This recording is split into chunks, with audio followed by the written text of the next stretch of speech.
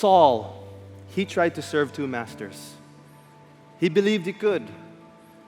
In fact, God told Saul, you just fear me, follow me, and you will be okay. Obey me. But if you don't follow me, you and the people will be destroyed. Now, what did Saul do? Who was Saul really serving? Saul, if you look at his life, you will see who he was really serving. What happened here? In this verse, chapter 13, Samuel had told Saul, I'm going to come visit you in 7 days. Now, they were surrounded by the Philistines. And so Saul was waiting and waiting for Samuel. But Samuel didn't come. He came in the evening of the 7th day.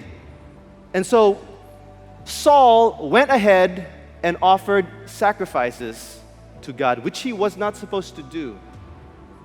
But look at his explanation. Why did Saul do what he did? Samuel said, what have you done? And Saul said, because I saw that the people were scattering from me, and that you did not come within the appointed days, and that the Philistines were assembling at Michmash. What was the reason for Saul? He was actually blaming Samuel. Samuel came, he just didn't come in the morning, he came in the evening. But he was saying what? The people were scattering from who? From me. You know, one of the greatest idols in our lives is who? It's yourself, myself.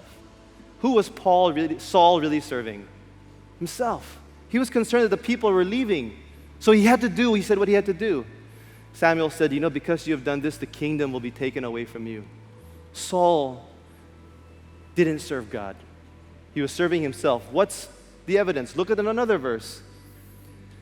Samuel rose early in the morning to meet Saul, and it was told Samuel, saying, Saul came to Carmel, and behold, he set up a monument for himself, then turned and proceeded on down to Gilgal.